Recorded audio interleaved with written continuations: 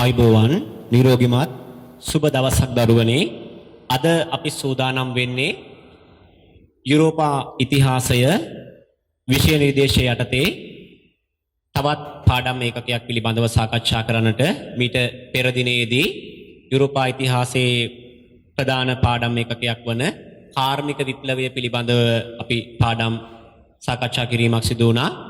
මේ සූදානම් වන්නේ තවත් ප්‍රධාන පාඩම් එකකයක් වන ග්‍රීක ශිෂ්ටාචාරය පිළිබඳව සාකච්ඡා කරන්නට.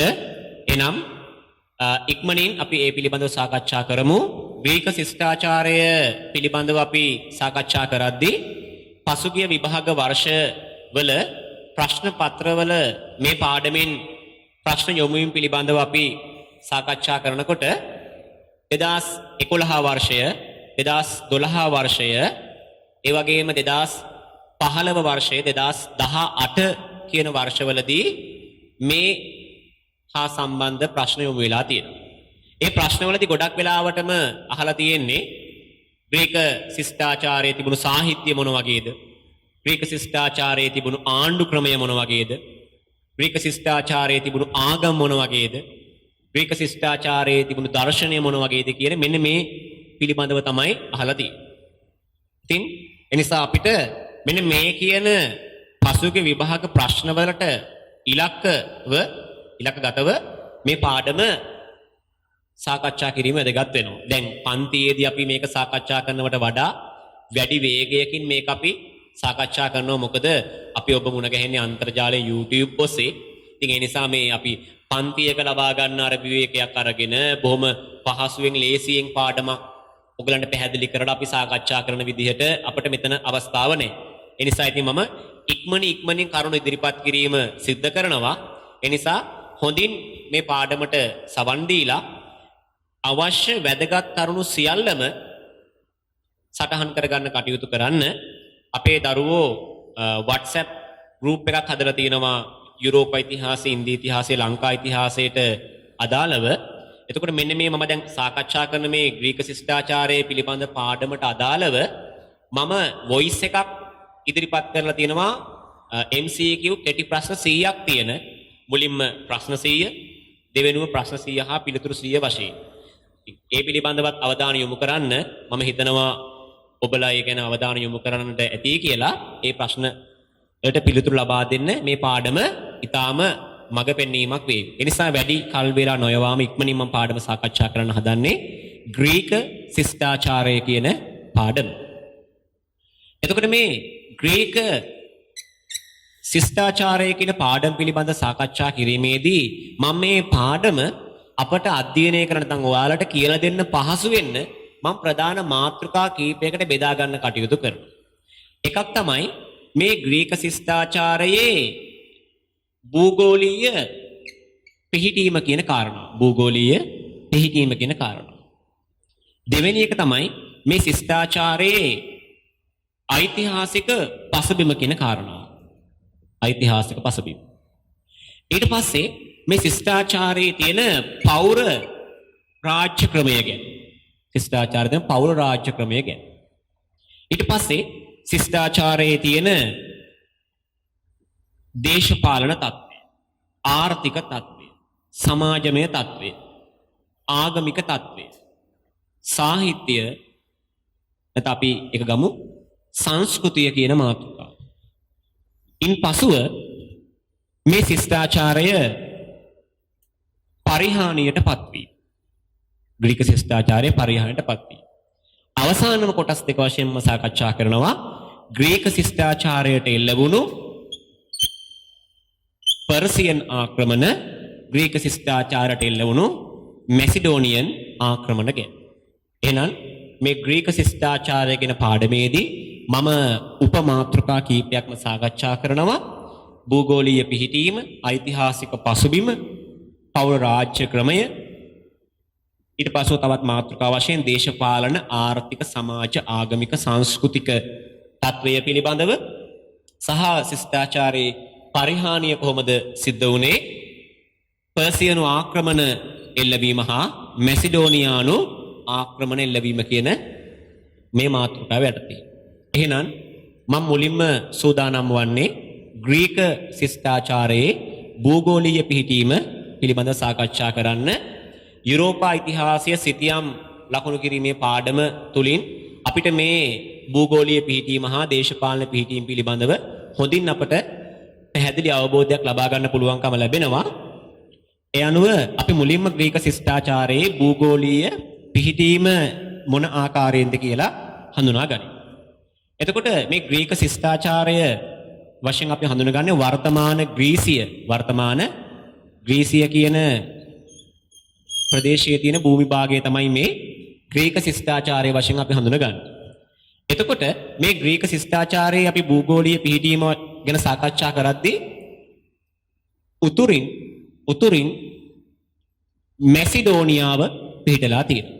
උතුරින් මැසිඩෝනියාවද ඒ වගේම දකුණින් ගත්තට පස්සේ ඊජියන් මුහුදින්ද බටහිර ප්‍රදේශයෙන් ගත්තාම අයෝනියන් මුහුදෙන්ද ඒ වගේම අද්‍රියාතික් මුහුදෙන්ද නැගෙනහිරින් ගත්තාම පස්සේ පර්සියන් අධිරාජ්‍යයෙන්ද සීමා වුණු ප්‍රදේශයක් තමයි අපි මේ ග්‍රීක අධිරාජ්‍ය නැත්නම් අපි කියන ග්‍රීක ශිෂ්ටාචාරය කියලා කියන්නේ. එතකොට එහි උතුරු සීමාව මැසිඩෝනියාවේ සීමා වෙනවා. දකුණු සීමාව ගත්තට පස්සේ අයෝනියන් මුහුදත් ඊජියන් මුහුදත් මෙතන තියෙනවා ක්‍රීට කියන දූපත. ඒ වගේම බටහිරින් ගත්තට පස්සේ අපි අද්‍රියාතික් මුහුදත් නැගෙනහිරින් ගත්තට පස්සේ පර්සියනු අධිරාජ්‍ය සුළු ආසියාව වගේ ප්‍රදේශ අපිට හඳුනා ගන්න පුළුවන්. මෙතන තමයි මීට එහන් කළු මුහුද තියෙන්නේ. කළු මුහුද. ඒ අනුව මෙන්න මේ කියන ප්‍රදේශයට සීමා වුණු කොටසක් තමයි මේ අපි ග්‍රීක ශිෂ්ටාචාරය කියලා හඳුනා ගන්න.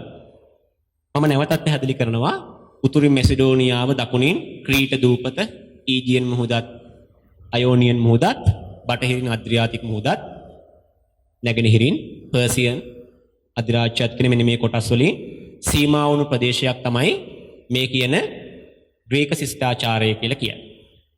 එතකොට මේ ග්‍රීක ශිෂ්ටාචාරයේ ඓතිහාසික පසුබිම දැන් මේකේ භූගෝලීය පිහිටීම ගැන මම මේ සාකච්ඡා කරේ.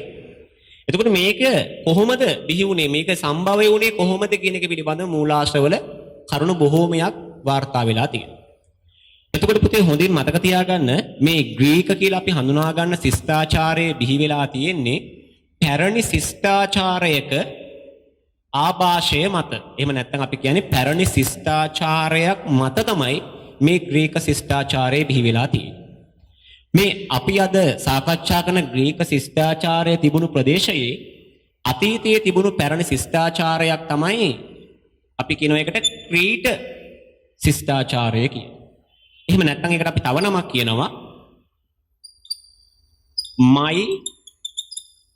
මයිසීනියන් ශිෂ්ටාචාරය කියලා. ක්‍රීට ශිෂ්ටාචාරය කියලා කියනවා මයිසීනියන් ශිෂ්ටාචාරය කියලා කියනවා. තව නමක් තමයි මයිසීනියන් මිනෝවාන් ශිෂ්ටාචාරය කියලා. තවත් නමක් තියෙනවා ඒ තමයි ඊජියන් ශිෂ්ටාචාරය කියලා.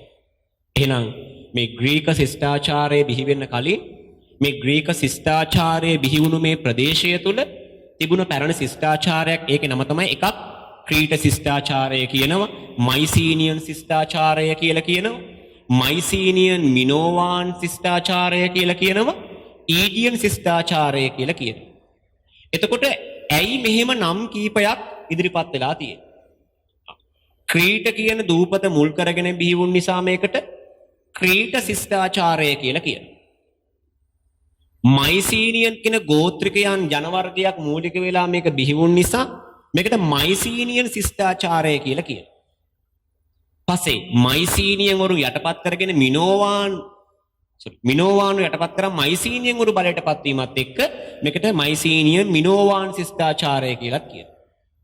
පස්සේ ඊජියන් මුහුද ආශ්‍රිත ප්‍රදේශයේ මේ ශිෂ්ටාචාරය පැවත නිසා මේකට ඊජියන් ශිෂ්ටාචාරය කියලා කියනවා.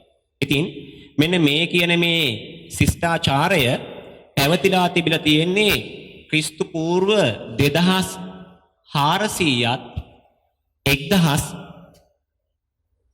400ත් අතර කාලේ. sorry.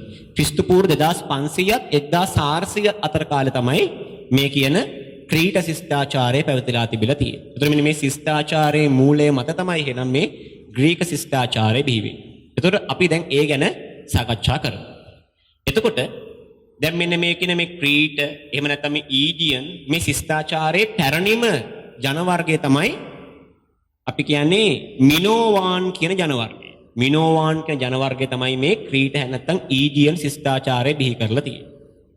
මේ මිනෝවාන් ශිෂ්ටාචාරයේ ආරම්භක ප්‍රබල පාලකයාගේ නම තමයි මිනෝස් රජතුමා. මිනෝස්.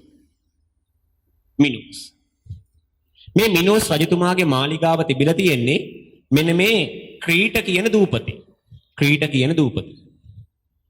ක්‍රීට කියන දූපතේ තිබුණ ප්‍රධාන නගරයක් ඒ මිනෝස් කියන රජතුමාගේ රජමාලිගා පිහිටියේ මේ කියන ක්‍රීට කියන දූපතේ. එහි නම් තමයි ඔහු මේ රාජ්‍ය පාලනය කරලා තියෙන්නේ. බොහෝ සමෘද්ධිමත් රාජ්‍යයක් මේක. මොවුන් වෙළඳ කටයුතු කරමින් ඉඳලා තියෙනවා. මොවුන් පිනීෂියන් වරුත් එක්ක බොහෝ වෙළඳ සම්බන්ධතා පවත්වලා තියෙනවා.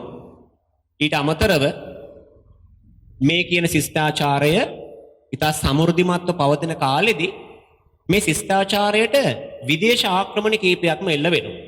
ඔන්න ඔතනින් තමයි මේ කියන මේ ක්‍රීට ශිෂ්ටාචාරය තමයි ඊජියන් කියන මේ පැරණි ශිෂ්ටාචාරය බිඳවැටිලා මේ ශිෂ්ටාචාරය විවිධ වෙනස්කම් වලට භාජනය වෙලා මේ අපි කතා කරන ග්‍රීක කියන ශිෂ්ටාචාරය නිර්මාණය වීමට අවශ්‍ය පසුබිම හැදෙන්න පටන් ගන්නේ මේ ක්‍රීට නැත්තම් මේ ඊජියන් ශිෂ්ටාචාරයට එල්ල වුණු විදේශ ආක්‍රමණ නිසා. එතකොට දරුවෝ ක්‍රිස්තු පූර්ව 2000 දී විතර ඉන්දු යුරෝපීය ජන වර්ගයක් වුණු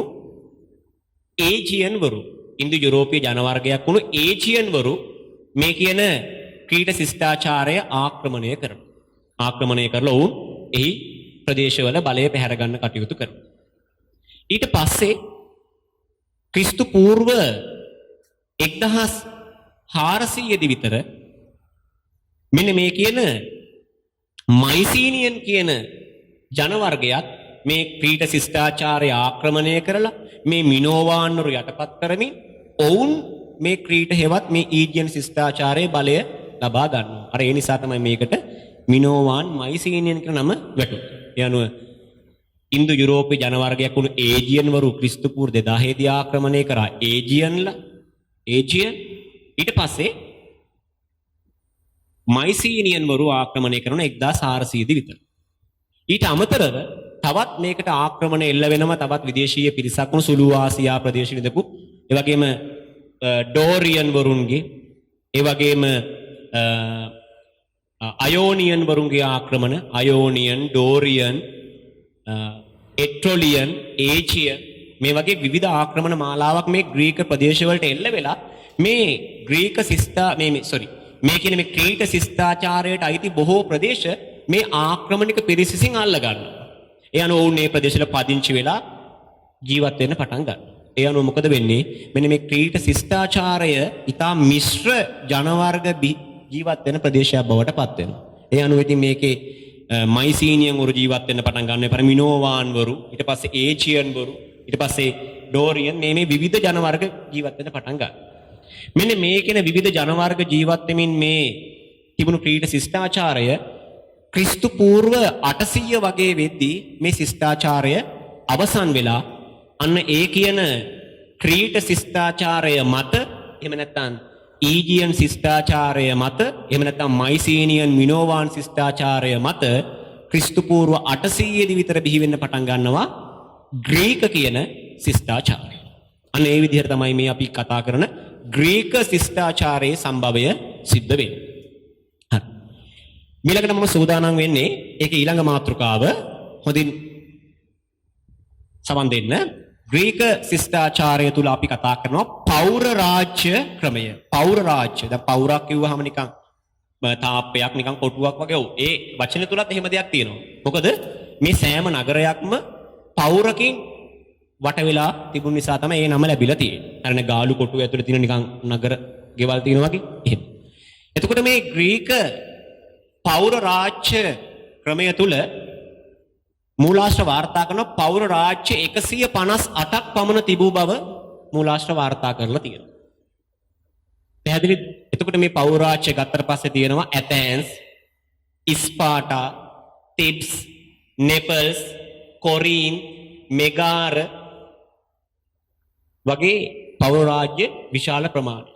ඇතැන්ස්, ඉස්පාටා, කොරින්ස්, තිබ්ස්, නෙපල්ස්, මෙගාර, ආර්ගෝපෝස් මේ වගේ විශාල රාජ්‍ය 158ක් තිබිලා තියෙනවා. මේ රාජධානී 158 ගත්තට පස්සේ මේ මෙහෙම 158ක් පෞරකින් වටවුණු රාජ්‍ය බිහි වෙන්න ප්‍රධාන හේතු වෙලා තියෙන්නේ මේ ග්‍රීසියේ තිබුණු භූගෝලීය තත්ත්වය. වෙන රටක් වගේ තනිකර තනිතලාවක් නෙමෙයි මේ ග්‍රීසිය කියන්නේ. විවිධ කඳු වැටි වලින් කඳු වලලු වලින් වටවුණු ප්‍රදේශයක්. ඒ නිසා වුණේ මොකද්ද? අර මම කලින් සඳහන් කරපු අර විවිධ ජන කණ්ඩායම් මේ ග්‍රීක කියන භූමියේ විවිධ තැන්වල Taman ගෝත්‍රිකයන් වශයෙන් පදිංචි වෙන්න පටන් ගත්තා. ඒ නිසා ගෝත්‍ර එකිනෙකට වෙනස්. දේශපාලනික වශයෙන් මොවුන් වෙන කණ්ඩායම්. මෙන්න මේ විදිහට වෙන කණ්ඩායම් වශයෙන් මොවුන් ජීවත් වීම නිසා තමයි 158ක් වෙනම රාජ්‍ය බිහි වෙන්න හේතු වුණේ. ඒ අනුව දියාගලකින් සහ ප්‍රාකාරකින් වටවුණු නගර 158ක් මෙන්න මේ විදිහට බිහි වෙනවා. ඒක තමයි පෞර රාජ්‍ය ක්‍රමය කියලා කියන්නේ. පැහැදිලිද? ඒ අනුව එනම් පෞර රාජ්‍යයක් කියන්නේ ප්‍රාකාරයකින් වටවුණු පුරවැසියන් පිරිසක් ජීවත් වුණු නගර තමයි පෞර රාජ්‍ය කියන්නේ. වචන නිර්මාණය වුණේ අන්නේ තත්වය තුල. හරි. එහෙනම් ග්‍රීක පෞර රාජ්‍ය කියන්නේ මොකද්ද කියලා මම සරලව හඳුන්වා ගැනීමක් කර සරල. මොකද ඊළඟට මම මාතෘකාව ගන්නවා ග්‍රීක පෞර රාජ්‍ය කියන පාඩම යටතේ දේශපාලන තත්ත්වය. දේශපාලන තත්ත්වය වන වැදගත්ම කොටස. හොඳින් මේක සවන් දෙන්න හොඳින් මතක තබා ගන්න ග්‍රීක පෞර රාජ්‍ය ක්‍රමය යටතේ දේශපාලන තත්ත්වය. දැන් ඔබට වෙන විෂයන් වලදී වෙන පාඩම් වලදී මේ පෞර රාජ්‍ය මුණ ගැහෙන්න පුළුවන්. නමුත් මම මේ කතා කරන්නේ පෞර රාජ්‍ය ක්‍රමයේ ඓතිහාසිකත්වය පිළිබඳව තමයි මේ අපි ඉතිහාසයෙන් සාකච්ඡා කරන්නේ. එතකොට දේශපාලනය ගැන කතා කරද්දී මතක තියාගන්න මේ පෞර රාජ්‍ය 158ට වෙන්වුණු පාලන ක්‍රම ස්වාධීන පාලන ක්‍රම තමයි තිබිලා තියෙන්නේ. හැම රාජ්‍යයක්ම ස්වාධීනව පාලනය වෙලා තිබිලා තියෙනවා. නමුත් පොදු ලක්ෂණයක් තිබිලා තියෙනවා. මොකක්ද? සෑම පෞර රාජ්‍යයක්ම ආරම්භයේදී පාලනය කරන රජ කෙනෙක් විසින්. රජෙක්. ඒ කියන්නේ හැම පෞර රාජ්‍යයකම ආරම්භයේ තිබුණේ රාජාණ්ඩු පාලන ක්‍රමයක්. රජෙක් හිටියා. රජුට උපදෙස් දෙන්න උපදේශන සභාවක් තිබුණා. එහෙනම් හැම රාජ්‍යෙම 158ටම රජවරු 158ක් ආරම්භයේ හිටියා. උපදේශන සභා 158කුත් තිබුණා. හැබැයි ක්‍රමයෙන් මේ ග්‍රීක ශිෂ්ටාචාරය ටික වර්ධනය වෙද්දී මේ රාජ්‍යවල දේශපාලන පදනම දේශපාලන ක්‍රමය වෙනස් වෙන්න පටන් ගත්තා. ඒවත් මතක තියාගන්න හැම රාජධානියකම එකම විදිහට නෙමෙයි. නිසා මේ ශිෂ්ටාචාරය තුළ එක රාජ්‍යවල එක ආණ්ඩු ක්‍රම නිර්මාණය වෙන්න පටන් ගත්තා. එහෙනම් ආරම්භයේදී හැම රටක්ම මොනවද? රාජාණ්ඩු ක්‍රමයක් තිබුණා. රාජාණ්ඩු ක්‍රමයෙන් ඊට පස්සේ මේ ග්‍රීක පෞර රාජ්‍ය මාරු වෙනවා. ඇතැම් පෞර රාජ්‍ය මාරු වෙනවා ප්‍රභු තන්ත්‍ර කියන පාලනයට. කියන රජුගෙන් පස්සේ ධනවත් ප්‍රභූවරු ටිකක් එකතු වෙලා පාලනය කරන්න පටන් ගන්නවා. ඊට පස්සේ ආණ්ඩු ක්‍රමය වෙනස් වෙනවා. ප්‍රභු තන්ත්‍ර කියන ආණ්ඩු ක්‍රමයට. ඊට පස්සේ ඇතැම් රාජ්‍යක මේ ප්‍රභු තන්ත්‍ර ක්‍රමය තුලින් තවත් වෙනසකට යනවා. ඒ තමයි කතිපයාධිපති කියන පාලනය. දැන් එතකොට ප්‍රභූවරු ගාම රාජ්‍යයේ ඉඳව සියලු ප්‍රභූවරු පාලනය කරා මුල් කාලේ. ඒකයි ප්‍රභූ තන්ත්‍ර කියලා කියන්නේ. ඊට පස්සේ ප්‍රභූවරු අතරිනුත් සීමිත පොඩි පිරිසක් විතරක් එකතු වෙලා පොඩි කණ්ඩායමක් එකතුලා පාලනය කරන්න පටන් ගත්ත ඇතැම් රාජ්‍ය ඒකට කිව්වත් මොකද? කතිපයාධිපති ආණ්ඩු ක්‍රමයක් කියලා. ඊට පස්සේ මේ කතිපයාධිපති ආණ්ඩු ක්‍රමයට විරුද්ධව ඇතැම් රාජ්‍යවල ජනතාව විශාල අරගල කරා. ඒ අරගල වලට මැදිහත් වුණු පුද්ගලයන්ට පුළුවන් වුණා ජනතාව කුපිත කරලා මේ කතිපයාධිපති පාලකයෝ පන්නලා දාලා රාජ්‍ය බලය අත්පත් කරගන්න. අන්න ඒ විදිහට තමයි ඇතැම් ග්‍රීක රාජ්‍යවල මොකද ඒක තන්ත්‍ර පාලන ක්‍රමය නිර්මාණය වුණේ. අපි ඒක තන්ත්‍ර වලට කියනවා ඒකාධිපති පාලකයෝ. අර ඉඳපු අය එලවල දාලා තනි ඒකාධිපති යුදමය අතින් බලවත් වෙලා ඒකාධිපති පාලනයක් අරගෙන ගියා. ඊට පස්සේ මේ ඒකාධිපතිත්වයට සමහර රාජ්‍ය අකමැති වෙද්දී ඒ රාජ්‍යවල අවසාන නිර්මාණය වුණා කොහොමද? ප්‍රජාතන්ත්‍රවාදී කියන පාලන තන්ත්‍රය. එහෙනම් පැහැදිලිව මතක තියාගන්න මේ හැම රාජධානියකම මේ කියන එක මේ විදිහටම උනේ නැහැ. එක එක රාජ්‍යවල එක එක ස්වරූපයෙන් තමයි සිද්ධ වෙලා තියෙන්නේ. ඒ අනුව කොහොමද එනම් ආණ්ඩුකම විකාශනය වෙලා තියෙන්නේ?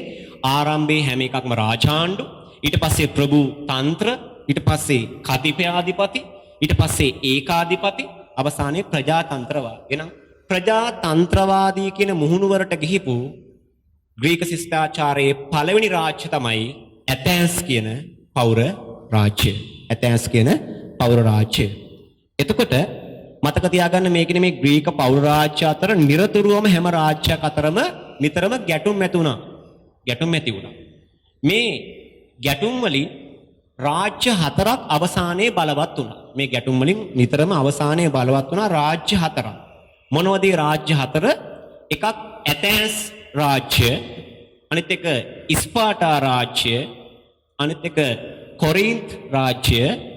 ඇතැන්ස්, ඉස්පාටා, කොරින්ත්, අනිත් එක ටිප්ස් කියන රාජ්‍ය. මෙන්න මේ රාජධානි හතර තමයි අවසානයේ දේශපාලනයේ බලවත් වුණු රාජ්‍ය හතර. එතකොට මේ රාජධානි හතරිනුත් ඇතැන්ස් කියන රාජ්‍ය දාර්ශනිකත්වයට, අධ්‍යාපනයේ ශාස්ත්‍රීය පුනරුදයට මූලිකත්වය දුන්නු දාර්ශනිකයන්, උගතුන්, කලාකාමීන් ඉන රාජ්‍ය. ඉස්පාටා කියන රාජ්‍යය ගත්තට පස්සේ ඉස්පාටාව කියන යුදමය අතින් රණකාමීත්වයෙන් ප්‍රබලවම රාජ්‍ය තමයි ඉස්පාටාව කියලා කියන්නේ.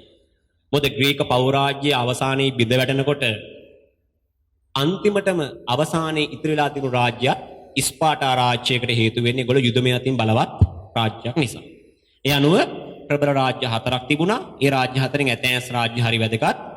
ඒ වගේම ඉස්පාටා රාජ්‍ය හරි වැදගත්. එතකොට අපි දැන් මේ රාජ්‍යවල දේශපාලන ස්වභාවය ගැන කතා කරද්දී මම මුලින්ම තෝරගන්නවා ඉක්මනින්ම කතා කරන්න ඉස්පාටා කියන රාජ්‍යය. ඉස්පාටා රාජ්‍ය අනිත් රාජ්‍ය අතර හරි වෙනස්. ඉස්පාටා රාජ්‍යයේ පාලනයට මුලින් ඉඳලා රජවරු දෙන්නෙක්. රජවරු දෙකක් ඉඳලා තියෙනවා. රජවරු දෙකක් හිටියා. උපදේශන සභාවකුත් තිබුණා. රජවරු දෙකක් හිටියා. උපදේශන සභාවකුත් හිටියා. මේ උපදේශන සභාව ගත්තාම ඒකේ හිටිය කොටස් දෙකක්. ඔන්න මතක තියාගන්න. ඉස්පාටා රාජ්‍යයේ අනිත් ඒවා රජවරු එක්කෙනයි, මේකේ ආරම්භයේ රජවරු දෙන්නයි. උපදේශන සභාවක් තිබුණා. ඒ සභාවේ කොටස් දෙකයි. ඒ වගේම ඔවුන්ගේ ගෝත්‍රයේ වැඩිහිටියන්ගෙන් එකතු වුණු එක සභාවක් තිබුණා. ගෝත්‍රයේ වැඩිහිටියන්ගෙන් එකතු වුණු එක සභාවක් තිබුණා. ඒ වගේම සම සභාව කියලා තවත් සභාවක් තිබුණා. හරියට නිකන් ওই පාර්ලිමේන්තුවේ සෙනට් සභාවයි මහජන මන්ත්‍රී මණ්ඩලය වගේ නිකන්. හරි වගේ නිකන් සභා දෙකක් තිබුණා. මෙන්න මේ විදිහට තමයි ඉස්පාටා පෞරාජ්‍යයේ ආරම්භයේ ආණ්ඩු ක්‍රමය තිබුණේ. මේක බොහොම රණකාමී ප්‍රබල රාජ්‍ය බවට පත් වෙලා තියෙනවා. මේ ඉස්පාටා රාජ්‍යයට ප්‍රථම වතාවට නීත්‍යානුකූල ලිඛිත නීතියක් හඳුන්වා දෙන්නේ ක්‍රිස්තු පූර්ව 621 දී. ලයිගුස් කියන වංශාධිපතිවරයෙකු විසින් තමයි මේ ඉස්පාටා රාජ්‍යයට ලිඛිත නීති ක්‍රමයක් හඳුන්වා දෙන්න කටයුතු කරේ. ඒත් එක්ක මේ රාජධානියේ පාලකයන්ට හා පාලනය වන ජනතාවට කොහොමද පාලනය වෙන්නේ කියලා නිශ්චිත වූ අවබෝධයක් ලබා ගන්න පුළුවන්කම ලැබුණ මේ ඉස්පාටා රාජ්‍ය තුල. ඉතින් මෙන්න මේ වගේ ඉස්පාටාව ගැන මම ඔය කෙටි තොරතුරු ටිකක් තමයි පැහැදිලි කරන්නේ. ඊළඟට දේශපාලන තුන මම සූදානම් වන්නේ ඇතැන්ස් කියන රාජ්‍ය පිළිබඳව සාකච්ඡා කරන්න. ඇතැන්ස් රාජ්‍ය ගැන කතා කරද්දී මම කියුව එක දාර්ශනිකයන්, උගතුන්, වියතුන්, බුද්ධිමතුන් ඉන්න රාජ්‍යයක්. ඇතැන්ස් රාජ්‍ය ගැන කතා කරද්දී ඇතැන්ස් රාජ්‍යයේ ආරම්භයේ හිටිය ඉතා වැදගත්ම පාලකයෝ කීප දෙනෙක්. ඇතැන්ස් කියන්නේ රාජාණ්ඩුවක් මුලින්ම තිබුණේ. ඇතැන්ස් රාජ්‍යයේ හිටිය ඉතාම වැදගත් පාලකයෝ තුන්දෙනෙක්. මෙන්න මේ පාලකයෝ තුන්දෙනා. එක පාලකයෙක් නම තමයි ඩ්‍රැකෝ. ඊළඟ පාලකයා තමයි සොලෝන්. ඩ්‍රැකෝ හිටියා, සොලෝන් හිටියා. ඊළඟ පාලකයා තමයි ඩ්‍රැකෝ, සොලෝන්, ක්ලයිස්තයිනීස්. නැත්නම් ක්ලයිස්තයිනස් හරි ක්ලයිස්තයිනීස් කියලා කිව්වත් හරි ඩ්‍රැකෝ, සොලෝන්, ක්ලයිස්තයිනීස්.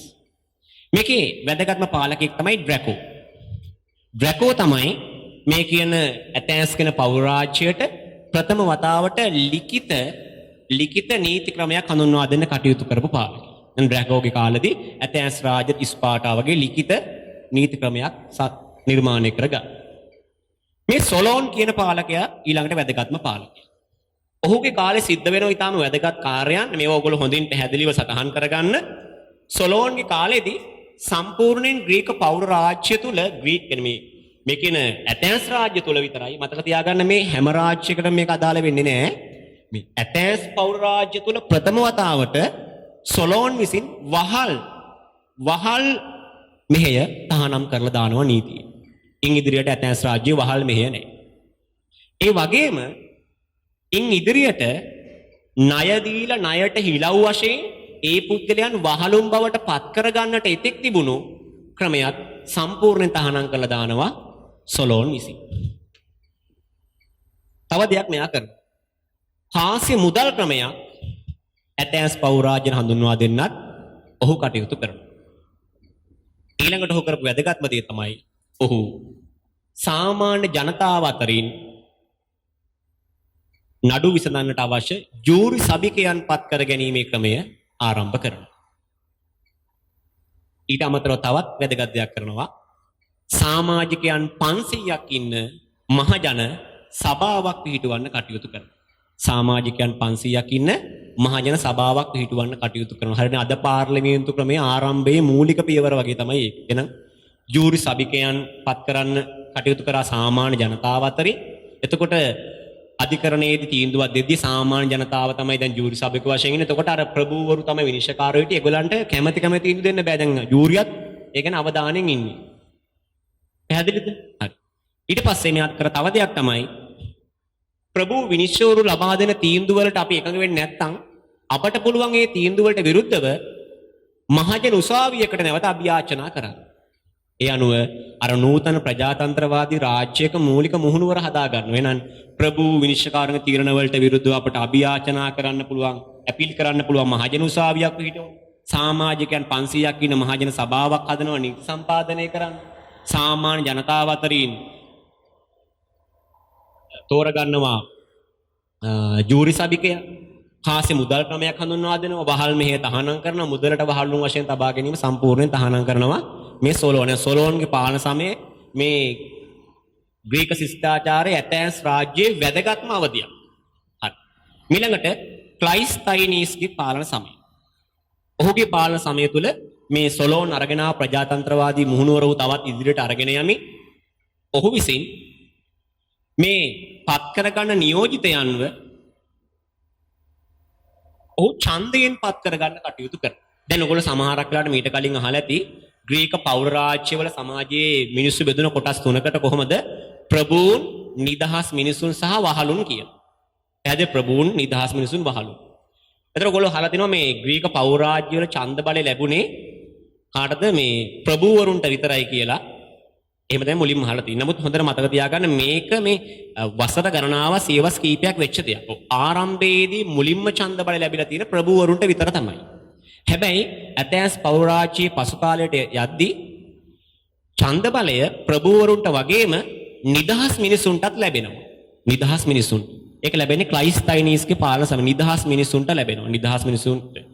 නමුත් මතක තියාගන්න නිදහස් මිනිසුන්ගේ ප්‍රභූවරුන්ගේ පිරිමි අයට විතරයි ඡන්ද බලය ලැබෙන්නේ. එහෙනම් තවදුරටත් කාන්තාවන්ට ඒ වගේම කාටද විදේශීය වෙළෙන්දු වගේ කට්ටියට ඡන්ද බල ලැබෙන්නේ නැහැ.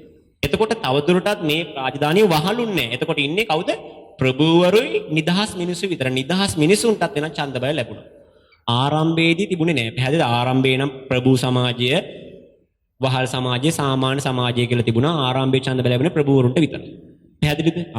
ඊට පස්සේ සොලෝන් විසින් වහල් මෙහෙ නතර කර දැම්මනේ ඇතැන්ස් රාජ්‍ය. අන්න එතනින් ඉඳගෙන තමයි කාටද වහලුන් කියන සමාජය අයින් වුණා. ප්‍රභූවරු හා සාමාන්‍ය ජනතාව කියලා සමාජ කොටස් දෙකක් ඇති වුණා. සාමාන්‍ය සමාජයේ මිනිසුන්ට, නිදහස් මිනිසුන්ටයි ප්‍රභූවරුන්ටයි ඡන්ද බලය ලැබෙනවා. හැබැයි පිරිමි අයට විතරයි. ඒක හොඳින් මතක තියාගන්න, පැහැදිලිව මතක තියාගන්න. මේ පාලක තුන්දෙනාගෙන් පස්සේ මේ ඇතැන්ස් පෞර රාජ්‍ය අපිට වැදගත්ම පාලකයා තමයි පෙරික්ලීස්ගේ යුගය කියලා කියන්නේ. පෙරික්ලීස්ගේ පාලනය. පෙරික්ලීස් කියන්නේ ක්ලයිස්තයිනීස්ගේ මුණුපුරා.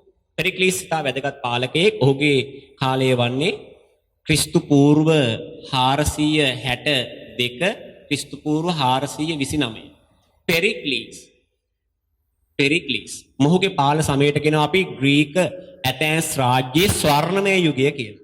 එහෙම නැත්නම් මොහුගේ පාලන සමයට අපි කියනවා දාර්ශනිකයන්ගේ යුගය කියලා. නැත්නම් බුද්ධිමතුන්ගේ යුගය කියලාත් කියනවා. මේ පෙරික්ලිස් කියන පාලකයාගේ කාලෙදී මොහු ඇතැස් පෞර රාජ්‍ය මහා පුදුම ප්‍රජාතන්ත්‍රවාදී මුහුණුවරට අරගෙන ගියා.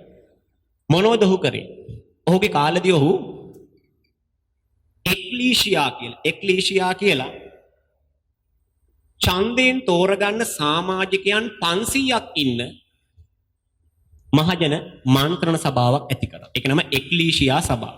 ඡන්දයෙන් තමයි තෝරගන්නේ මේ 500 දෙනා. ඒ අනුව අර ඇතීනියානු ප්‍රජාතන්ත්‍රවාදයේ පියා කියන ගෞරවය මේ පෙරික්ලීස්ට ලබා දීලා තියෙන මෙන්න මේ කියන නූතන ප්‍රජාතන්ත්‍රවාදී මුහුණුවරට ඇතැස් රාජ්‍ය මුලින්ම අරගෙන ආවේ මේ කියන පෙරික්ලීස් නිසා. එනම් ඔහු එක්ලීෂියා සභාව කියලා සමාජිකයන් 500ක් ඉන්න මහජන සභාවක් ඇති කරනවා. ඡන්දයෙන් තමයි තෝරගන්නේ. ඊට පස්සේ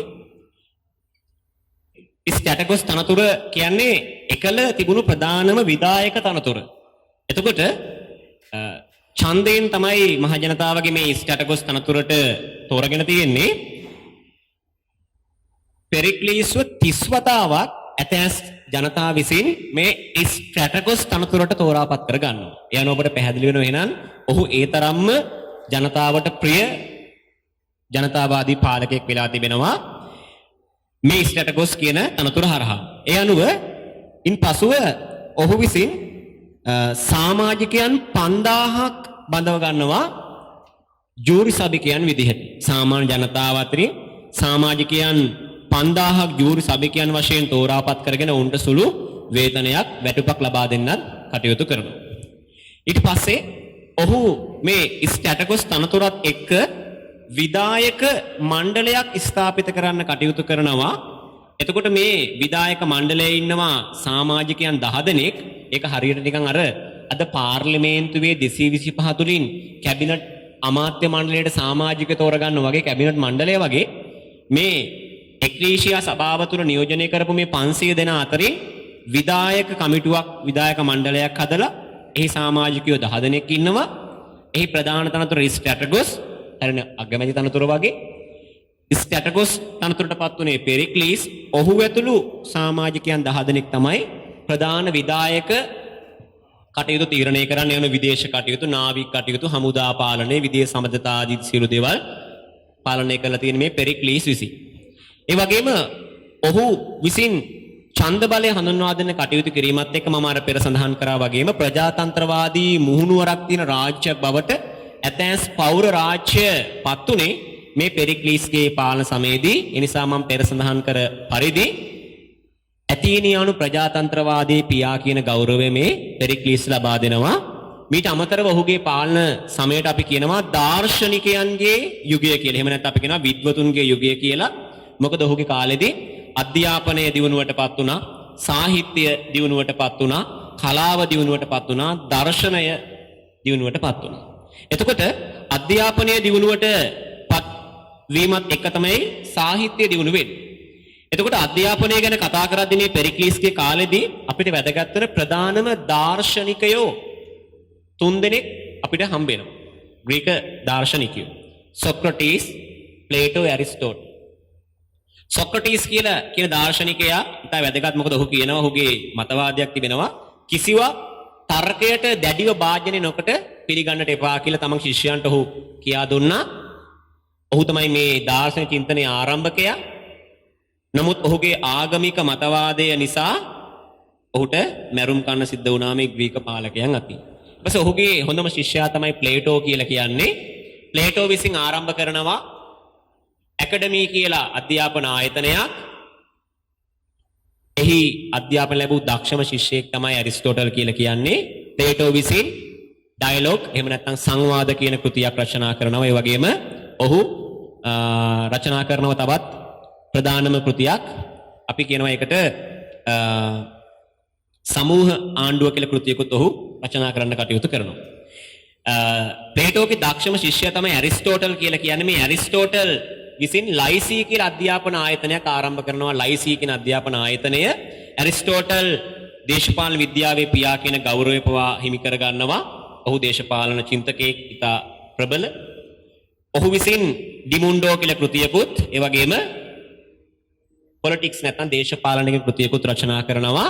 මේ ඇරිස්ටෝටල, ප්ලේටෝ, සොක්‍රටිස් වගේ මේ කාලේ දීපු මේ අධ්‍යාපන ලබා දුන්නු ගුරුවරුන්ට මේ කාලේ කියලා තියෙන සොෆිස්ට් වරු කියලා. සොෆිස්ට් වරු. මේ සොෆිස්ට් වරු කියන කට්ටිය නිතරම හැම දෙයක්ම තර්කයට භාජනය කරලා තමන්ගේ බුද්ධියට වැටහෙනව නම් විතරයි පිළිගන්න කියන මතවාදය සමාජය තුළ ව්‍යාප්ත කරන නිසා ඒ මතවාදය දරපු අයට අපි කියනවා සොෆිස්ට් වාදීන් කියලා. පැහැදිලිද? ඊට පස්සේ අර දර්ශනය කියන කොටසේදී අපිට තව සාකච්ඡා කරන්න පුළුවන් හැකියාවක් වෙනවා. ස්ටොයික් වාදී අය, ඒ වගේම එපිකියරියන් වාදී කියලා මේ ග්‍රීක දර්ශන මතවාද කියලා වෙනම කොටසක් මම වෙනම සාකච්ඡා කරනවා. නමුත් මේ පෙරික්ලීස්ගේ සමය තුල මම මේක මතක් කරේ මොකද ඔහුගේ සමය තුල ඔහු විවිධ දාර්ශනිකයන්ට අනුග්‍රහය ලබා දෙන්න කටයුතු කරා. ඊට පස්සේ මේ පෙරික්ලීස්ගේ පාලන සමය තුල සාහිත්‍යයත් විශාල දියුණුවකටපත් වුණා. මේ කාලේ නාට්‍ය රචකයෝ හිටියා, ඒ වගේම කවියන් හිටියා, ඒ වගේම වීර කතා රචනා කරපු ලේඛකයෝ හිටියා. ඒ අනුව නම් කීපයක් මම මතක් කරන්නම් මේ කොටසට. නමුත් අපි වෙනමත් සාකච්ඡා කරනවා. සපෝ, පින්ඩාර්, ඒ වගේම ඇරිස්ටෝපේනිස්, ඒ වගේම මාකස් වගේ මේ වගේ විවිධ ලේඛකයෝ රාශියක් ඉඳලා තිනවා. මම අර සාහිත්‍ය කියන වෙනම පාඩම් එකකයක් මම සාකච්ඡා කරනවා මේ ග්‍රීක ශිෂ්ටාචාරය යටතේ. මම ඒකෙදි කවුද නාට්‍ය රචකයෝ, මොනවද රචනා වුණු නාට්‍ය, කවුද කවියෝ, මොනවද රචනා වුණු කාව්‍ය කියලා වෙනම සාකච්ඡා කරනවා. ඒ වගේම ඔහුගේ කාලෙදී කලාව දියුණුවටපත් වුණා. ඒ යටතේ අපිට කතා කරමු ප්‍රතිමා කලාව හා ගෘහ නිර්මාණය කියලා. ඒකෙදී ප්‍රධානම වැදගත්ම එකක් තමයි පාතිනන් දේවස්ථානය, පාතිනන් දෙව් මැදුර. ඒක ඉදි කරලා තියෙන්නේ ඇතීනා දෙවගණ වෙනුවෙන්. ඇතීනා කියන්නේ ඒකේ දෙමු නගර ආරක්ෂක දේවතාවිය. ඇයගේ විශාල ප්‍රතිමාවක් නිර්මාණය කළ තැන මේ පාතිනන් දෙව් මැදුර ඇතුළත. එය ඇද්දල රත්රන් සහ පිඟන් ගඩොල් යොදාගෙන තමයි නිර්මාණය කරන්නේ. පීඩියස් කියන ප්‍රතිමා නැත්නම් මූර්ති ශිල්පියා තමයි මේ පාතිනන් දේවස්ථානයේ ගොඩනගන්නේ. ඒකත් මේ පෙරික්ලීස් විසින් තමයි ගොඩනගන්න කටයුතු කරන්නේ. ඊශීලස් තමයි ඒ කියන පාතිනන් දෙව්මැදුර ගොඩනගපු ගෘහ නිර්මාණ ශිල්පියාගේ නම. ඔහු කොරින්ත් කියන සම්ප්‍රදායයි, අයෝනියන් සම්ප්‍රදායයි, ඩොරික් නැත්නම් ඩෝරියන් කියන සම්ප්‍රදායක් යොදාගෙන තමයි මේ පාතියන් කියන දෙව්මැදුර ගොඩනගන්නේ. හරියටම පාතිනන් දෙව්මැදුර කොළඹ ගෝල්පේස් පිටිය ඉදිරිපිට තියෙන පැරණි පාර්ලිමේන්තු ගොඩනැගිල්ලේ ආකෘතියම තමයි. අද ජනාධිපති ලේකම් කාර්යාලයක අන්නේ ඒ ආකෘතියම තමයි පැරණි පාතිනන් දෙව්මැදුරේ දකින්න තිබුණේ. ඒ වගේම මේ කියන පෙරික්ලීස්ගේ පාලන සමයේදී ඔහු විශාල ගොඩනැගිලි කීපයක් ඉදි කරනවා. එකක් තමයි ජිම්නේසියම් කියන ගොඩනැගිල්ල. ජිම්නේසියම් කියන ගොඩනැගිල්ල එක ක්‍රීඩාගාරයක්. ඒ වගේම ඔහු තවත් ගොඩනගනවා ප්‍රධාන වෙළඳ නගරයක්. ජිම්නේසියම් කියලා ගොඩනැගිල්ලක් මේ මහා ක්‍රීඩාගාරයක් හදනවා. ඒ වගේම ඔහු මහා විශාල වෙළඳ නගරයකුත් නිර්මාණය කරන්න කටයුතු කරනවා. ඉතින් මෙන්න මේ ආකාරයට මේ පෙරික්ලීස් කියන පාලකයාගේ සමය තුල මම මුලින් පැහැදිලි කර ආකාරයට ප්‍රජාතන්ත්‍රවාදී මුහුණුවර ස්ථාපිත කරමින් ඇතීනියානු ප්‍රජාතන්ත්‍රවාදයේ පියා කියලා අපි ඔහු හඳුන්වනවා. ඒතර ඔහුගේ පාලන සමයේ ප්‍රතිසංස්කාර රැසක් හඳුන්වා දෙන්න කටයුතු කරා. ඊට පස්සේ දාර්ශනික අනුග්‍රහය ලබා දුන්න, අධ්‍යාපනයේ සාහිත්‍ය දිනුණා, කලාව දිනුණා, ගෘහ නිර්මාණය දිනුණා, දර්ශනය දිනුණටපත් වුණා, ආර්ථිකය දිනුණටපත් වුණා. ඒ වගේම ඔහුගේ පාලන සමයේදී පර්සියාවත් සමග යුද ගැටුම් වලටත් මේ ග්‍රීක ශිෂ්ටාචාරය මැදි වෙනවා. මෙන්න මේ වගේ ඉතා වැදගත් පාලකයෝ කීප දෙනෙක් පිළිබඳව තමයි මම සාකච්ඡා කරේ. මේ අපි දේශපාලනය කියන කොටස තුල ස්පාටා සහ ඇතැන්ස් කියන පෞර රාජ්‍යයන් පිළිබඳව තමයි මේ සාකච්ඡා කිරීම සිද්ධ කරේ. මේ කොටසෙන් අනතුරුව මට තියෙනවා සාකච්ඡා කරන්නට සමාජයේ මොන ආකාරයක්ද, ආර්ථිකයේ මොන ආකාරයක්ද, ආගම හා සංස්කෘතිය මොන ආකාරයක්ද ගත්තේ කියලා. මම ඉක්මනින් ඒ ටික සාකච්ඡා කරලා මේ කොටස අවසන් කරනවා. දෙවෙනි කොටස වශයෙන් අපි නැවත දිනයකදී මුණ ගැහෙන්නේ මේ ග්‍රීක ශිෂ්ටාචාරයේ පරිහානිය සිද්ධ වුණේ කොහොමද? මේ ග්‍රීක ශිෂ්ටාචාරයට කොහොමද පර්සියන් ආක්‍රමණ එල්ල වුණේ? ග්‍රීක ශිෂ්ටාචාරයට කොහොමද මැසිඩෝනියානු ආක්‍රමණ එල්ල වුණේ කියන කොටස අපි වෙනම දවසක පාඩම් එකකින් සාකච්ඡා කරනවා. එහෙනම් මේ සූදානම් වන්නේ ආර්ථිකය මොන වගේද කියන්නේ. එතකොට මම කලින් සඳහන් කරා මේ ග්‍රීක ශිෂ්ටාචාරයේ පිහිටලා තිබුණේ ක්‍රීට දූපතත්, අද අපි හඳුනාගන්න ග්‍රීසියත් කියන ප්‍රදේශවල. එතකොට එක පසක ඊජියන් මුහුද, අනෙක් පස අද්‍රියාතික් මුහුදත් අනෙක් පස අයෝනියන් මුහුදත් පිහිටා තිබුණා. ඒ නිසා මේ කියන ග්‍රීක ශිෂ්ටාචාරයේ ආර්ථිකයේ මුල ඉඳන්ම මුහුදු වෙළඳාමට නැත්නම් විදේශ වෙළඳාමට නාවික කටයුතු වලට තමයි මොවුන් වැඩියෙන්ම යොමු වෙලා තියෙන්නේ. ෆිනීෂියන් වරුත් එක්ක මොහු වෙළඳ සමන්තා පවත්වලා තිනවා. සුළු ආසියාවත් එක්ක පර්සියාවත් එක්ක මේ ග්‍රීක ශිෂ්ටාචාරය අතීතයේදී වෙළඳ සමදතා ගණදුණු පවත්වලා තිබෙන නිසා විදේශීය වෙළඳ නිතරම ග්‍රීක ශිෂ්ටාචාරය තුල කටයුතු කරලා තියෙනවා.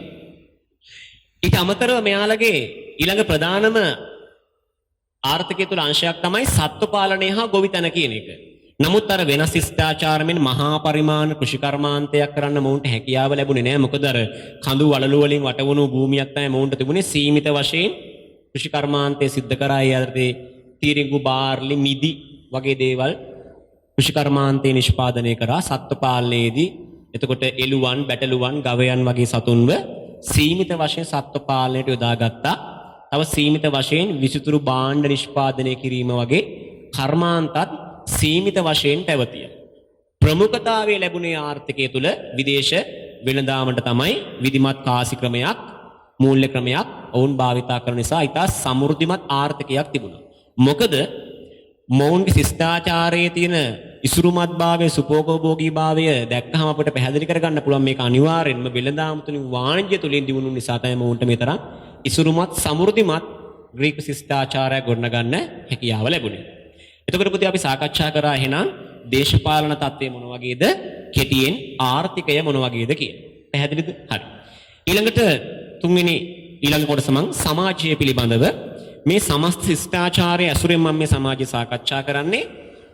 මතක තියාගන්න මේ ග්‍රීක ශිෂ්ටාචාරයේ ජීවත් වුණු සියලු දෙනාම සමාජීය වශයෙන් මොවුන් තුල එක්සත් බවක් තිබුණා. මොකද මේ හැමෝම සැලකුවා Taman පැවතෙන්නේ හෙලන් කියන පුද්ගලයෙකුගෙන් කියලා. ඒ නිසා මෙයාලා සමස්ත සමාජයේ ජීවත් වුණු සෑම පෞරාජිකමය දේශපාලනික වශයෙන් බෙදී හිටියත් ඒ හැමෝම සැලකුවා Taman පැවතෙන්නේ එකම මූලයකින්. එහෙනම් හෙලන් කියන තැනැත්තාගෙන් පැවතෙන හෙලන් වරුන් කියලා තමයි Tamanව හඳුන්වා ගත්තේ. ඊළඟට මේ සමස්ත සමාජයම එකට එකතු කරපු තව සාධකයක් තිබුණා. එකක් තමයි භාෂාව, අනිත් එක සාහිත්‍ය, අනිත් එක ආගම. මොකද මේ සෑම ග්‍රීක පෞරාජික මිනිසු කතා කර භාෂාව තමයි ග්‍රීක භාෂාව. ඔවුන් ග්‍රීක භාෂාව කතා කරා. ඔවුන් ඒ ග්‍රීක අක්ෂර ක්‍රමය ඉගෙනගෙන තියෙන ෆිනීෂියන් කියන විදේශීය වෙළඳුන්ගෙන් තමයි අක්ෂර ඉගෙනගෙන තියෙන නිසා මේ හැමෝම කතා කරේ ග්‍රීක භාෂාව. භාෂාව අතින් හැමෝම සමානයි. ආගම අතින් ගත්තාම හැමෝම වන්දනාමාන කරේ එකම දේව කොට්ටාසය. ඒතර ආගම අතින් මේගොල්ලෝ හැමෝම එක හා සමාන බවක් තිබුණා. සාහිත්‍ය අතින් ගත්තාමත් හැමෝම හොමර්ගේ ඉලියට් සහ ඔඩෙස්ස කියවල තිබුණ නිසා හැමෝම එකම සාහිත්‍යයක උරුමකරුව බවට පත් වුන නිසා සමාජය තුල ගත්තාම ඔන්න පොදු බවක් සමාජයේ තිබුණා. දේශපාලනික වශයෙන් බෙදී තිබුණත් රාජ්‍ය වශයෙන් සමාජීය වශයෙන් වුන් හැමෝම Taman එකම ජාතියක් කියලා සැලකුවා. ඒ නිසා ඒ සමාජීය ඒකීයභාවය තිබුණා. සමාජයේ ගත්තාම ප්‍රධාන කොටස් තුනක් මම කලිනුත් පැහැදිලි කරා මතක ඇති. ආරම්භයේදී ප්‍රභූවරු හිටියා, සාමාන්‍ය ජනතාව නැත්නම් නිදහස් මිනිසුන් හිටියා. අනිත් එක තමයි වහලුන් කියලා සමාජයේ ප්‍රධාන ස්තර තුනක් තිබුණා. කල්යාමේදී මේ ස්තර ක්‍රමයෙන් වෙනස් වෙන්න පටන් ගත්තා. ප්‍රභූ කියන සමාජයේ ඉතුරු වෙද්දී මේ සාමාන්‍ය හා වහල් සමාජය දෙකම එකට එකතු වෙන්න පටන් ගත්තා. අර පෙරික්ලිස්ගේ කාලේ වගේ මතක ඇති. එතකොට අවසානයේදී ප්‍රභූ සමාජයයි සාමාන්‍ය සමාජයයි කියලා සමාජයේ කොටස් දෙකකට වෙන් වෙන්න පටන් ගත්තා. සමාජයේ කාන්තා පිරිමි වෙනස කොහොමද තිබුණා? විදේශීය වෙළඳුන් කියලා වෙනම පිරිසක් හිටියා. ඒතර සමාජීය වශයෙන් ගත්තාම එහෙනම් ආරම්භයේ ප්‍රභූ සමාජයකුත් සාමාන්‍ය ජනතාව ජීවත් වුණු සමාජයකුත් වහලුන් ජීවත් වුණු සමාජයක් කියලා සමාජ කොටස් තුනක් තිබුණා. ආරම්භයේදී සියලු වරප්‍රසාද ලැබුණේ ප්‍රභූ සමාජයට විතරයි. පාලනය හා සියලු තනතුරු ලැබුණේ ඒගොල්ලන්ට විතරයි. සාමාන්‍ය ජනතාවට කිසිම තනතුරක් ආදී ලැබුණේ නැහැ. නමුත් ඔවුන්ට නිදහසේ ජීවත් වෙන්න අවස්ථාව තිබුණා. වහලුන් කියන කට්ටියට කිසිම අයිතිවාසිකමක් තිබුණේ නැහැ. ඒගොල්ලෝ බොහොම දුක්ඛිත වූ ජීවිතයක් තමයි ගත කරේ. නමුත් අවසානයේදී මේ සමාජ දෙක එකතු වුණා. වහල් සමාජයයි සාමාන්‍ය සමාජයයි. ඒ අනුව සමාජ දෙකක් බවට පරිවර්තනය වුණා. ඒ මම කෙටියෙන් හඳුන්වා දුන්නේ ග්‍රීක සමාජය පිළිබඳව. ඊට පස්සේ ආගම ගැන කතා කරද්දී මම ඉක්මනින් සාකච්ඡා කරනවා. මොකද කල් වේලාව ගත වෙන නිසා ආගම ගැන කතා කරද්දී දරුවෝ මේ ග්‍රීකයන්ගේ ආගම හොඳට මතක තියාගන්න බහු දේව වාදයක් තියෙන්නේ. බහු දේව වාදයක්. බහු කියන්නේ ගොඩක්, දෙයියෝ කියන්නේ ඉතින් දෙයියෝ. දෙයියෝ ගොඩක් ඒගොල්ලෝ වන්දනාමාන කරා. ඒගොල්ලෝ විශ්වාස කරා මේ දෙවියෝ ඔක්කොම ඉන්නේ ඔලිම්පස් කියන කන්දේ. ඔලිම්පස් කියන කන්දේ තමයි මේ දෙවියෝ ටික ඔක්කොම ඉන්නේ. එක ප්‍රධාන දෙවියෙක් මූලික කරගත්ත දේව පවුලක් තමයි ඔවුන් වන්දනාමාන කරන්නේ. ප්‍රධානම මූලික දෙවියා තමයි සියුස් කියලා කියන්නේ. සියුස් න සියස් කියලාත් කියනවා සියුස්. සියුස් තමයි ප්‍රධාන දෙවියා. එයා තමයි ආකාශයට නැත්තම් අහසට අධිපති දෙවියා. සියුස්. එතකොට සියුස් දෙවියන්ගේ බිරිඳ තමයි හෙරානා කියලා කියන්නේ. හෙරානා. එයාගේ බිරිඳ තමයි හෙරානා කියලා කියන්නේ. සියුස් දෙවියන්ට හිටියා පුතෙක්. එයාගේ නම තමයි ඇපොලෝ කියලා කියන්නේ. ඇපොලෝ. ඇපොලෝ කියන දෙවියන් තමයි සූර්යයා නැත්තම් හිරුට අධිපතිත්වයේ දරුවේ සූර්ය දෙවියා තමයි ඇපොලෝ කියන දෙවියන්. එයත් සියුස් දෙවියන්ගේ පුතෙක්. තවත් දෙවගණක් හිටිය. යාගේ නම තමයි ඇතීනා කියන දෙවගණ. ඇතීනා කියලා කියන්නේ නගර ආරක්ෂක දේවතාවිය. ඇතැන්ස් රාජ්‍යයේ ඉඳපු. ඇය තමයි ප්‍රඥාවට අධිපති, the wisdom. ඒකට අධිපති දේවතාවිය තමයි ඇතීනා කියන්නේ. ඇය වෙනුවෙන් තමයි පාතිනන් දේවස්ථානය හදලා තිබුණේ. ඒ වගේම තව දෙවි කෙනෙක් හිටියා. එයාට කිව්වා ඩයෝනිස් කියලා. ඩයෝනිස් කියලා කියන්නේ වයින් පානයට අධිපති දෙවියන්. එහෙනම් ඒකල මධ්‍යසාරයටත් දෙවියෝ ඉඳලා තිනවා. ඩයෝනිස් කියන්නේ මධ්‍යසාරයට අධිපති නැත්නම් වයින් පාන අධිපති දෙවියන්. ඒ වගේම හිටිය තව දෙවි කෙනෙක්. එයාගේ නම තමයි දෙවගණක්. එයා ඇප්‍රොඩයිටි. ඇප්‍රොඩයිටි. ඒ තමයි ප්‍රේමේ නැත්නම් මොකද අපි කියනවා ආලයට අධිපති දෙවගණ තමයි ඇප්‍රොඩයිටි කියලා කියන්නේ. ඇප්‍රොඩයිටි. ඒ වගේම තව දෙවි කෙනෙක් හිටියා. එයා තමයි පොසයිඩන් කියලා කියන්නේ. පොසයිඩන් කියලා කියන්නේ සියුස්ගේ සහෝදරයා. ඔහු තමයි මුහුදට අධිපතිත්වය දරුවේ. පොසයිඩන් මුහුදට අධිපතිත්වය දරපු දෙවියා. ඒ වගේම තව දෙවගණක් හිටියා. චන්ද්‍රයාට අපි කියනවා සඳ. එයාට කිව්වා ආර්ටිමිස් කියලා අපි කිව්වේ ආර්ටිමිස්. එයා තමයි සඳු දෙවගණ. චන්ද්‍රයාට අධිපතිත්වය දරුවේ. ඇය තමයි යනුවේ නම් මේ තමයි ග්‍රීක ශිෂ්ටාචාරයේ ප්‍රධාන දේව මණ්ඩලය තුළ ඉඳපු වැදගත් දෙවිවරු. මම නැවත පැහැදිලි කරන්න. ප්‍රධාන දෙවියා සියුස්. ඔහු තමයි ආකාශයට අධිපතිත්වය දරපු දෙවියා. අහසට අධිපති දරුවේ. මේක දේව පවුලක්. සියුස්ගේ බිසව තමයි නැත්නම් බිරිඳ තමයි හෙරානා කියලා කියන්නේ. සියුස්ගේ පුතා තමයි ඇපොලෝ දෙවියෝ කියන්නේ. එයා සූර්ය දෙවියා වශයෙන් තමයි සැලකුණේ. ඊළඟට සියුස්ගේ දියණිය තමයි ඇතීනා කියන්නේ. ඇය ප්‍රඥාවට අධිපති දේවතාවිය, නගර ආරක්ෂක දේවතාවිය ඇය. ඒ වගේම තව දේවතාවෙක් හිටියා. එයාගේ නම තමයි ඩයෝනිස් කියලා කියන්නේ. එයා තමයි වයින් පානයට අධිපති දෙවියා. ඒ වගේම හිටියා ඇප්‍රොඩයිටි කියලා දෙවගණ. ඇය ආලයට අධිපතිත්වය දරුවා. පොසයිඩන් කියලා දෙවියෙක් හිටියා සියුස්ගේ සහෝදරයා. ඔහු මුහුදට අධිපතිත්වය දරුවා. ආර්ටිමිස් කියලා දෙවගණක් හිටියා. එය තමයි සඳු දෙවගණ කියලා කියන්නේ. ඉතින් මේ වගේ ග්‍රීක දේව විශ්වාස තව හිටියා හර්කියුලිස් කියලා දෙවියෙක්. එයා සියුස්ගේ පුත්‍රයෙක් කියලා විශ්වාස කරනවා. හර්කියුලිස් තමයි මේ ලෝකය පෘථිවිය ඔසවාගෙන ඉන්න දෙවියා කියලා සැලකුවා හර්කියුලිස් කියන දෙවියා. ඉතින් මෙන්න මේ සියලු දෙවියන් මේ ඔලිම්පස් කියන කන්දේ වාසය කරනවා කියලා මේගොල්ලන්ව වන්දනාමාන කරා. මේ දෙවියන්ට ගෞරව කරන්න මේගොල්ලෝ සෑම වසර 4කට වතාවක්ම ඔලිම්පික් කියලා ක්‍රීඩා උත්සවයක් පැවැත්තුවා. ඒකට සම්බන්ධ වුණා සෑම රාජධානියකම ඉඳපු විවිධ ක්‍රීඩකයෝ. එහිදී ජයග්‍රාහක ලැබුණේ ඔලිව් වත්තා. ඉතින් ඒ නිසා දිනුමට වඩා හැමෝම සහභාගීත්වයේ වැදගත් කියලා සලකන මේ ඔලිම්පික් කියන ක්‍රීඩා උත්සවයත් මේ දෙවියන්ට කරපු ගෞරවයක් වශයෙන් තමයි ඒකල සලකලා තියෙන්නේ. හරි. එහෙනම් මම මේ ඉක්මනින් සාකච්ඡා කරේ මේ ග්‍රීක ශිෂ්ටාචාරයේ ආගමික පදනම මොන ආකාරයක්ද කියන එක. ඊළඟට අපිට ඉතුරු වෙනවා මේ ශිෂ්ටාචාරයේ කලාව කියන එක මොන වගේද කියලා. ඒතර කලාව යටතට මම ගන්නවා අධ්‍යාපනය, සාහිත්‍ය සහ දර්ශනය කියන එක. ඒක මම ඉක්මනින් මෙහෙම සාකච්ඡා කරන්නම්. මම දැන් පෙරික්ලීස් ගැන කියනකොට අධ්‍යාපනය ගැන නම් සඳහන් කරා. සොක්‍රටිස් ගැන, ප්ලේටෝ ගැන, නැත්නම් ඇරිස්ටෝටල් ගැන ඒ වගේම ඒගොල්ලෝ ආරම්භ කරපු ලයිසී නැත්නම් ඇකඩමි කියන පාසල් ගැන කතා කරා. ඒකෙන් උගලන්ට පැහැදිලි වෙනවා මොකද්ද? අධ්‍යාපනය කියන එක මේ ශිෂ්ටාචාරය තුල ඉතා ඉහළ මට්ටමක තිබුණා. ඒ නිසා මේ ශිෂ්ටාචාරය තුල අධ්‍යාපනය දියුණුවත් එක්ක සාහිත්‍යය තුල මහා දැවැන්ත දියුණුවක් ලැබුණා. මේ සාහිත්‍යයේ දියුණුව ගැන කතා කරද්දී මේ සාහිත්‍ය අපිට හඳුනා ගන්න පුළුවන් එකක් තමයි මේ සාහිත්‍ය තුල බිහි වුණා කවියන්. කවියන් හිටියා. ඒ වගේම හිටියා වීර කතා ලියපු කට්ටිය. කවියෝ හිටියා, වීර කතා ලියපු කට්ටිය හිටියා. තව හිටියා නාට්‍ය රචකයෝ හිටියා.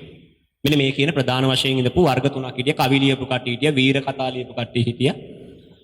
ඕන මේ වීර කතා වලට ඕන අපිට කියන්න පුළුවන් ඕන ඉතිහාස කතා ලියපු අය හිටියා, නාට්‍ය ලියපු අය හිටියා. කවියන් ගත්තට පස්සේ ප්‍රධාන වශයෙන්ම වැදගත් කවියෝ කීප දෙනෙක් තමයි. එක්කෙනෙක් තමයි සෆෝ. සෆෝ කියලා කියන්නේ ප්‍රධාන කවියෙක්. ඊළඟට හිටියා තව පින්ඩාර් කියලා කවියෙක්. පින්ඩාර්. අනිත් එක්කෙනා තමයි හොමර්. එහෙනම් හොමර්, පින්ඩාර්, සෆෝ කියන ප්‍රධානම කවියෝ. මතක තියාගන්න සෆෝ කියන්නේ මේ ශිෂ්ටාචාරය අපට හම්බෙන එකම කිවිඳිය. එකම කාන්තාව කිවිඳිය සෆෝ.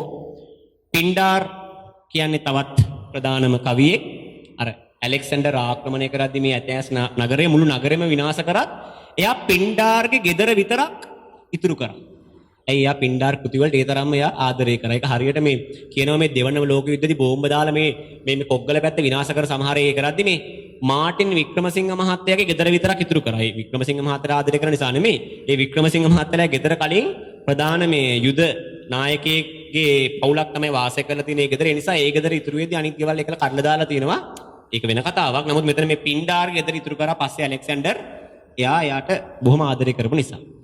ඊට පස්සේ හොමර් අපි දන්නවා ඉලියට් සහ ඔඩෙස්ස කියන ප්‍රධානම සම්භාව්‍ය කෘති දෙක රචනා කරපු කවියෙක්. හරි.